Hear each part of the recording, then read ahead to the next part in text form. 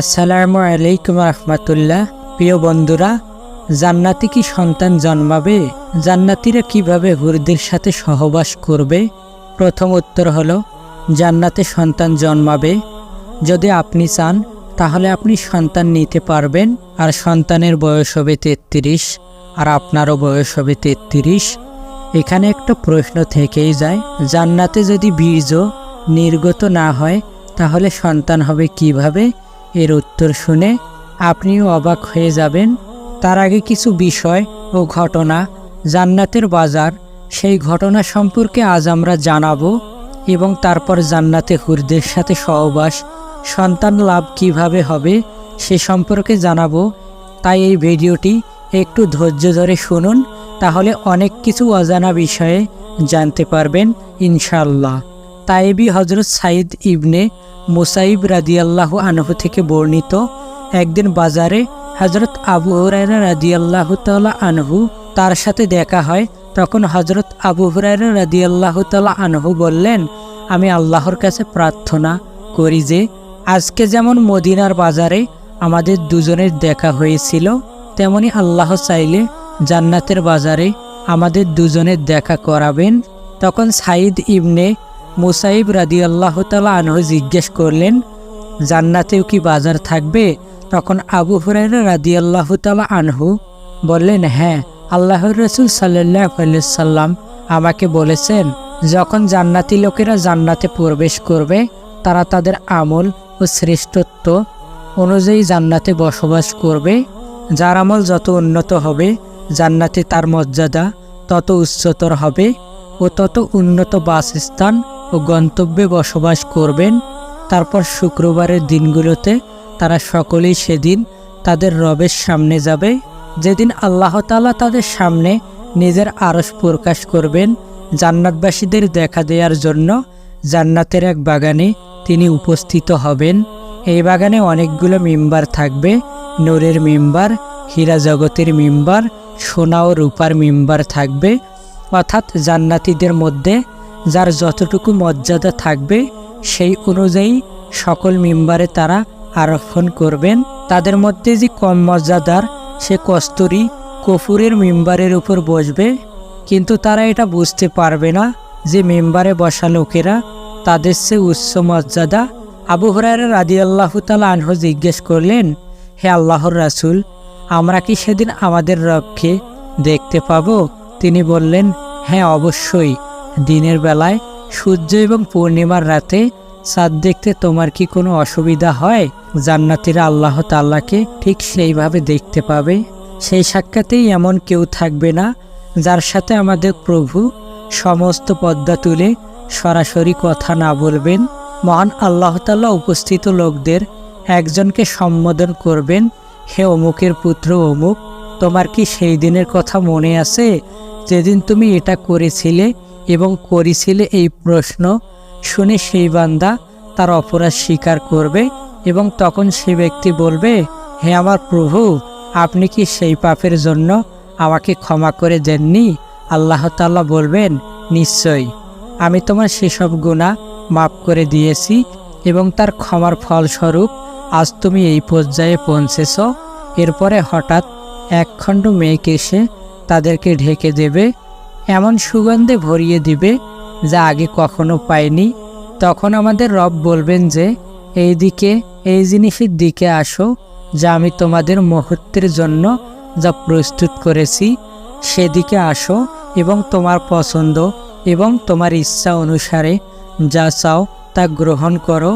হযরত মুহাম্মদ সাল্লাল্লাহু আলাইহি সাল্লাম বললেন, জান্নাতের লোকেরা সেই বাজারে পৌঁছাবে যেখানে ফেরেশতারা ঘিরে রাখবে। এই বাজারে এমন কিছু থাকবে যা কোনো চোখ দেখেনি, কোনো কান শোনেনি এবং কোনো হৃদয় কল্পনাও করেনি। যদিও এই বাজারে ক্রয় বিক্রয়ের মতো কোনো ব্যবসা থাকবে না এবং সমস্ত জান্নাতীরা একে অপরের সাথে মিলিত হবে। সেই বাজারে আমাদের যা যা ইচ্ছা তা আমাদেরকে দেয়া হবে। আবু হুরায়রা রাদিয়াল্লাহু তাআলা আনহু আরও বর্ণনা করেছেন যে রাসূল সাল্লাল্লাহু আলাইহি সাল্লাম বলেছেন, জান্নাতের বাজারে উচ্চ মর্যাদা সম্পন্ন ব্যক্তিরা অপেক্ষাকৃত নিম্নমানের ব্যক্তিদের সাথে সাক্ষাৎ করবে। কিন্তু জান্নাতীরা বুঝতে পারবে না যে কে বেশি মর্যাদা সম্পন্ন আর কে কম। কেউ কাউকে তুচ্ছ ও অপমানিত বলে মনে করবে না।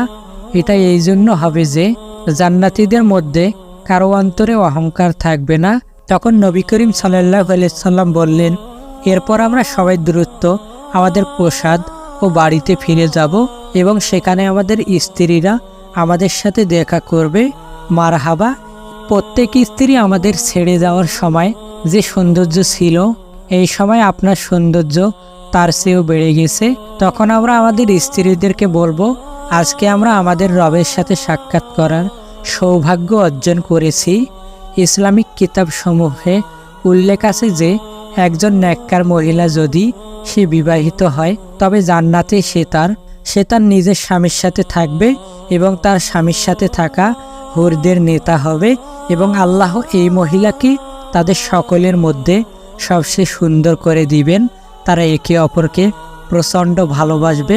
আল্লাহ তাআলা তার মুমিন বান্দাদের জন্য জান্নাতে অগণিত পুরস্কার রেখেছেন, যার মধ্যে প্রদত্ত সকল নেয়ামতের মধ্যে একটি করে নেয়াত হিসাবে হুরদের দেয়া হয়েছে। হুরদের সাথে সহবাস জান্নাতীদের জন্য অন্যতম একটি বড় নেয়ামত হবে, যা বেহেস্তবাসীর যৌন তৃপ্তির মাধ্যম হবে। কিন্তু বেহেস্তবাসীদের দুনিয়াবি কামনা থাকবে না, জান্নাতে কোনো পাপ হবে না, নেতিবাচক চিন্তা থাকবে না, বরং অনেক চিন্তা তাদের উপর আধিপত্য বিস্তার করবে।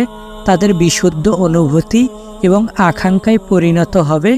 জান্নাতীরা যা ইচ্ছা করবে সেখানে তারা তাই পাবে। যদি তারা জান্নাতে সন্তান কামনা করে তাহলে সন্তানও লাভ করবে, কিন্তু তারা এই পৃথিবীর সন্তানদের মতো হবে না। এক হাদিসে রাসূল সাল্লাল্লাহু আলাইহি সাল্লাম বলেন, কেউ যদি ইচ্ছা পোষণ করে তাহলে তার ইচ্ছা পূরণ করা হবে। তবে গর্ভবতী হওয়া সন্তান প্রসব করার সাথে সাথে সন্তানের বয়স 30 বছর হয়ে যাবে। অপর এক হাদিসে রয়েছে, জান্নাতীরা সহবাস করার ফলে তাদের বীর্য নিগত হবে না, বরং তাদের শরীর থেকে মেশকের সুগন্ধিযুক্ত ঘাম বের হবে এবং সেই ঘাম থেকেই গর্ভবতী হবে। এভাবে জান্নাতে সন্তান লাভ করবে। বন্ধুরা, জান্নাতে প্রবেশের প্রথম মুহূর্ত, প্রথম আনন্দ, প্রথম রাত, প্রথম সকাল এতটাই সুন্দর হবে এবং সুখের হবে যা আপনি কখনোই কল্পনা করতে পারবেন না। শুধু ভাবুন, ফলে ভরা বাগান, যেখানে ঝর্ণা ও দুধের নহর প্রবাহিত হবে, যার গাছের ফল আপনি না চাইতে আপনার মুখে এসে পৌঁছাবে, যা দিনে একবার খাবে তা আবার খাওয়ার সুযোগ হবে না। সোনার তৈরি পাত্র থাকবে, বালিশে হেলান দিয়ে জান্নাতীরা বসে থাকবে। দাসদাসীরা এদিক ওদিক খেদমতের জন্য ছুটতে থাকবে। সুস্বাদু মদের পেয়ালায় মদ পান করবে, সেই মদ পবিত্র হবে এবং তাতে কোনো নেশা থাকবে না। যখন জান্নাতীরা জান্নাতে প্রবেশ করবে, চারিদিক থেকে জান্নাতীদের ডাক আসবে। জান্নাতের প্রথম মুহূর্ত, প্রথম আনন্দ জান্নাতীদের হতবাক করে দিবে। নিজের চোখকে বিশ্বাস করাতে পারবে না। তারা অবাক হয়ে বলবে, হে আল্লাহ, এ কেমন জায়গা! এত সুন্দর কি ধরনই হতে পারে! একবার ভাবুন, রক্তের সম্পর্ক, আত্মীয়রা অর্থাৎ মা বাবা, ভাই বোন, স্ত্রী, সন্তান, যাকে এক ঝলক দেখার জন্য দুনিয়াতে 100 বছর অপেক্ষা করেছিলেন, হঠাৎ তারা একদিন আপনার সামনে আবির্ভূত হবে। তখন আপনার খুশির সীমা থাকবে না। অনুভব করুন, যখন আপনার সামনে সব ধরনের খাবার রাখা থাকবে আর আপনি সবার সাথে খেতে বসবেন। খাবারের প্রতিটি লোকমা অসাধারণ হবে। এরপর হঠাৎ সেই দৃশ্য দেখা যাবে, যে দৃশ্যের সামনে জান্নাতের মতো মূল্যবান নেয়ামত অনর্থক মনে হবে। এটি সেই মুহূর্ত হবে যখন মহান আল্লাহ তাআলা জান্নাতবাসীদের সাথে দেখা দিবেন। সেই মুহূর্তের আনন্দ ও সৌন্দর্যের সামনে সব সুন্দর দৃশ্য হারিয়ে যাবে। আল্লাহ তাআলা আমাদের প্রত্যেক ঈমানদারকে কবুল করুন এবং আল্লাহ যেন কোনো ঈমানদারকে এই দৃশ্য থেকে বঞ্চিত না করেন।